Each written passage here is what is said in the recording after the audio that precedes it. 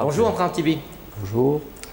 Vous êtes président du MCLCM, le mouvement contre la constante macabre. Oui. Drôle de mouvement, c'est quoi la constante macabre? Non, il ne s'agit pas d'un film d'horreur, mais vous allez voir, c'est vraiment macabre. De quoi s'agit-il? C'est d'un dysfonctionnement très grave dont souffre notre système éducatif et on peut même dire notre pays. C'est un vrai phénomène de société.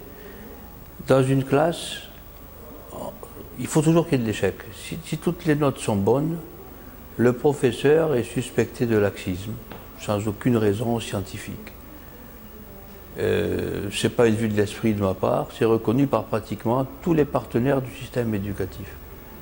Alors c'est macabre, le mot est peut-être un peu fort, mais ça correspond vraiment à une réalité. C'est macabre en tout cas pour tous les élèves qui font partie du groupe d'échecs.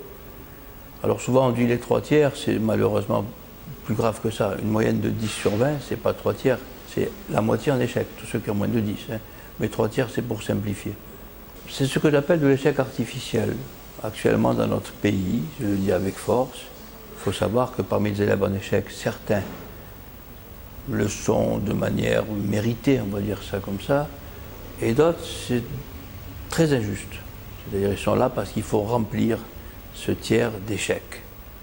Et les premières victimes, évidemment, vous l'avez compris, ce sont les enfants de milieux défavorisés, ceux qui ne peuvent pas se faire aider à la maison, ceux qui ne peuvent pas se faire payer les cours particuliers, c'est ceux qui occupent ce mauvais tiers, qui prennent les places.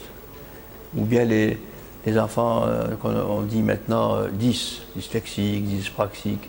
Alors parmi ces enfants-là, certains ont vraiment des gros problèmes, médicalement parlant, et d'autres non. Je suis persuadé que d'autres, en plus la séparation entre les vrais 10 et les pas vrais 10, elle n'est pas très nette. Et d'autres sont défavorisés parce qu'il leur faut plus de temps pour comprendre, etc. Mais ça ne veut pas dire qu'ils n'ont pas compris. Alors comment on explique cela d'abord? Comment se fait-il Est-ce que c'est culturel? Est-ce que les enseignants manquent de formation? Comment vous expliquez cette situation? Je propose 3 raisons. La première, c'est la tradition. Plus je vais, plus je suis convaincu que c'est quelque chose d'essentiel, la tradition. Beaucoup de phénomènes dans notre société peuvent s'expliquer par la tradition, c'est-à-dire quelque chose existe, on reconduit sans se poser de questions. Et là, la constante macabre a toujours existé dans notre pays, et bon, on reconduit, tout bêtement. C'est une vraie raison. Alors vous me direz, mais après tout, si ça marche, pourquoi ne pas reconduire? Mais c'est parce qu'il arrive un moment, quand le temps s'écoule, où certains paramètres changent. En l'occurrence là, c'est dans les années 70 dans notre pays, il y a eu beaucoup plus d'élèves scolarisés. Massification, donc. Massification énorme. Jusque-là, un élève qui arrivait tant bien que mal dans une classe de seconde ou de première, uniquement avec le niveau qu'il avait, s'en sortait très bien après dans la vie. Maintenant, c'est plus le cas. Une deuxième raison, et pour moi, quand je m'adresse à des enseignants, c'est peut-être la plus importante. C'est la confusion entre phase d'évaluation, j'appelle l'évaluation dans mes livres pour simplifier l'évaluation sommative, c'est-à-dire celle qui donne lieu à une note. Il y en a d'autres types d'évaluation, mais pour moi c'est celle-là. Et tout le reste, c'est ce que j'appelle phase d'apprentissage.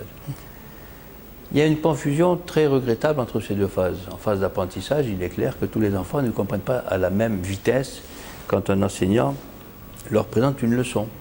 Et là, vous retrouvez de manière naturelle les 3/3. Ceux qui comprennent très vite, ceux qui comprennent moyennement vite et ceux qui comprennent plus lentement. Et là, vous avez, d'une certaine manière, cette constante macabre, cette répartition, les bons, les moyens, les mauvais. Et on a, en tout cas, pour moi, pendant 20 ans, je ne me rendais pas compte de l'existence de ce terrible dysfonctionnement. C'est évident que c'est la raison essentielle pour moi, ce qui me concerne. Et on a tendance, inconsciemment, à transposer ce schéma qui correspond à quelque chose de réel, naturel, la vitesse d'acquisition d'une notion, on a transposé ça dans la phase d'évaluation, et là, ça n'a plus rien à voir. Alors justement, être contre la constante macabre, je veux bien, on admettra, on vous écoutera, mais que proposez-vous? Il me semble que vous parlez d'évaluation par contrat de confiance. Oui. Le mot confiance me semble important, et le mot contrat tout autant. De quoi s'agit-il? Voilà. Alors d'abord, ce qu'il faut bien savoir, il faut bien comprendre, et ça je le dis par une longue expérience dans ce domaine, il ne suffit pas de prendre conscience de l'existence de ce dysfonctionnement pour s'en débarrasser. Les enseignants, c'est d'ailleurs comme ça que c'est arrivé historiquement, ont besoin d'une structure pour les aider à se débarrasser de cette constante macabre. Parce que quelqu'un qui fume, vous lui dites c'est très mauvais pour la santé, il vous dit ça va, je suis convaincu, maintenant il faut m'aider à m'arrêter de fumer. C'est pareil. Sans structure d'appui, l'enseignant seul ne pourra pas se débarrasser. C'est trop enraciné dans nos cervelles. Alors ce contrat de confiance, le principe est simple. Vous pensez au code de la route. Vous avez un fascicule avec des situations de conduite, des panneaux, et le jour de l'examen, le candidat doit répondre à des questions sans piège, qui figurent dans les réponses figurent dans le fascicule, sans piège. Tous les candidats ne sont pas reçus au code de la route pour autant. Donc, je veux dire, c'est pas facile de restituer des notions. Ça veut dire d'abord, ça c'est quelque chose de très fort sur lequel j'insiste lourdement dans mes conférences, il est impossible de restituer, mis à part un apprentissage par cœur immédiat, si on ne demande qu'un nombre, tout, dès qu'il y a un peu de matière, une démonstration de 2 pages, un commentaire de texte de 4 pages, enfin, il est impossible de restituer si on n'a pas compris. Alors ceux qui ont des doutes, je leur dis, je vais vous donner 5 lignes de chinois, je vais vous laisser une semaine pour voir si vous êtes capable de les réciter. Ils ne peuvent pas, si on n'a pas une structure, sauf s'il y a des professeurs de chinois, là, ça change peut-être la donne. Mais si on n'a pas une structure d'appui qui permet de comprendre, de mémoriser, on ne peut pas restituer. Et ce que j'ajoute en plus, parce que ça c'est une objection que l'on me fait, mais après mes explications on me l'a fait pratiquement plus, c'est que mémoriser, ce n'est pas facile. Ça demande certaines aptitudes intellectuelles. Il y a certains élèves qui mélangent tout, qui essayent de mémoriser, mais qui s'embrouillent, et d'autres qui arrivent à mémoriser, à se créer des moyens mnémotechniques. Et j'affirme, moi qui suis professeur de maths, que l'élaboration de moyens mnémotechniques est une aptitude intellectuelle aussi riche que de faire un exercice de maths qui ressemble aux 50 qu'on a fait avant, en gros. Hein. Voilà. Alors ça c'est le point essentiel de ce système d'évaluation. Après il y a 2 autres étapes. Une séance de questions-réponses. L'élève a pris connaissance de sa liste de révision. Tous les points qui y figurent ont été corrigés en classe. On dit tiens, c'est ce qui motive l'élève qui le fait bosser. On ne lui dit pas, vous aurez au contrôle l'exercice numéro 20, page 18 de votre livre de physique par exemple. Tous les exercices ont été corrigés et collent au programme. On balaye le programme, c'est inattaquable au niveau de la conformité par rapport au programme. L'élève a pris connaissance de sa liste de révision et s'il n'a pas compris certains points, il pose des questions à son prof. La séance peut durer une demi-heure, 1 heure. Au primaire, c'est encore plus facile à mettre en place parce qu'il n'y a pas de contraintes horaires, d'emploi du temps, etc. Ça s'appelle la séance de questions-réponses, qui fonctionne très bien. Et une 3e étape, c'est des mises en garde, la longueur du sujet. Ça, c'est quelque chose de terrible. C'est le truc qu'on utilise. Moi, ce que je ne vous ai pas dit, c'est que pendant 20 ans, j'ai été victime pleinement de la constante macabre et j'ai repéré 10 trucs qui sont utilisés par l'enseignant pour obtenir sa constante macabre. Un de ces 10 trucs, c'est la longueur du sujet. Et moi, c'est même pas inconscient. Chez moi, pendant très longtemps, c'était conscient.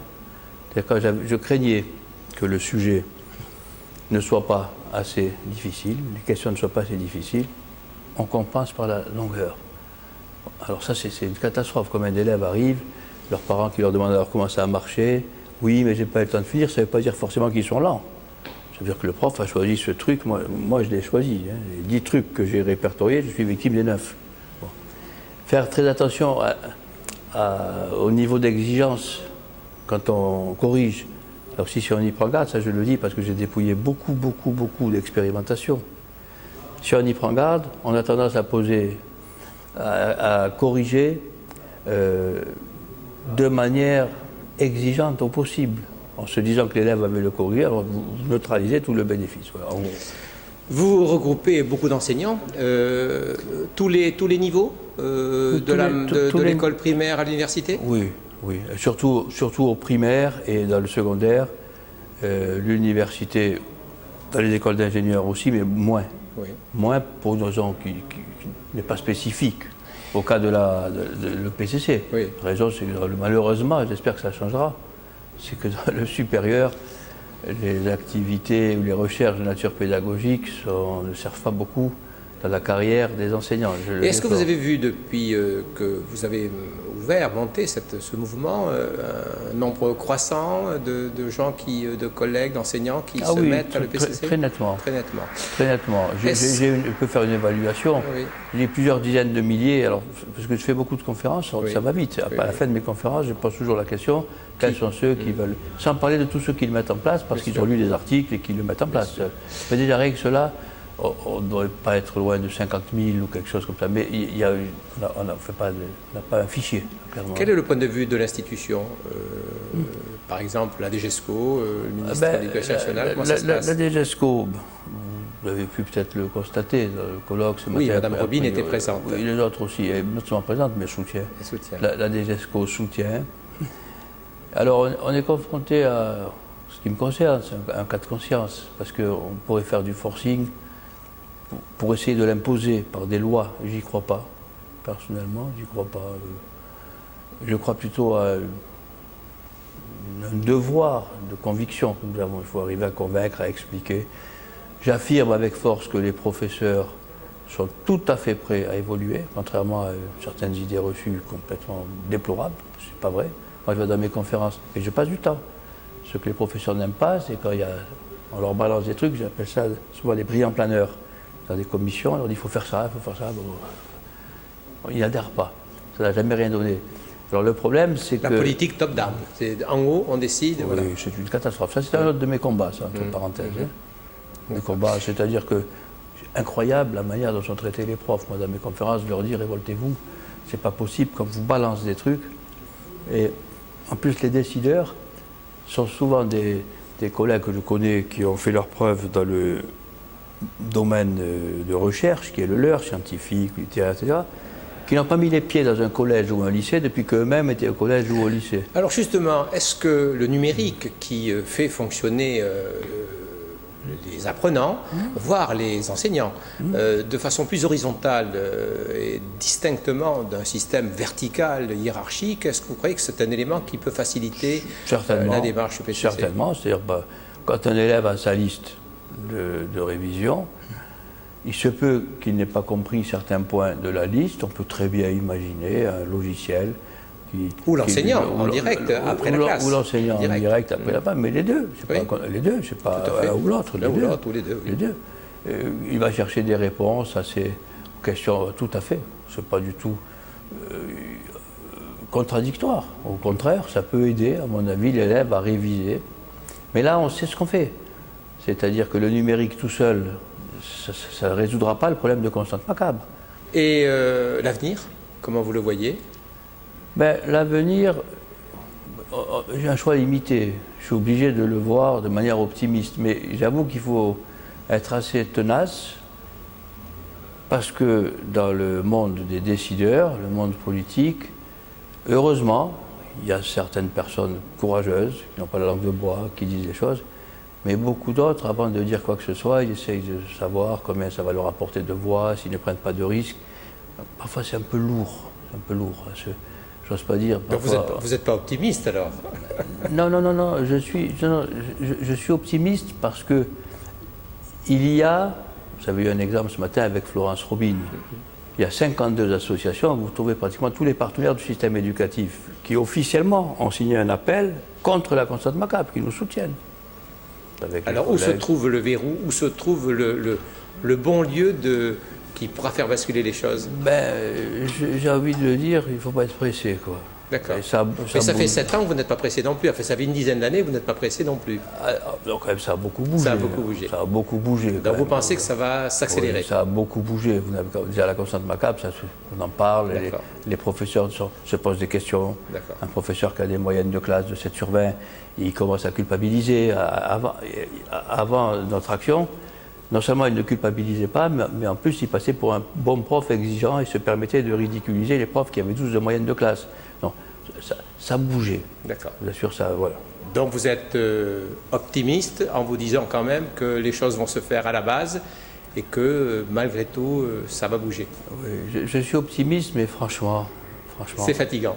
Voilà, ça pourrait aller plus vite. Merci beaucoup. Avec plaisir.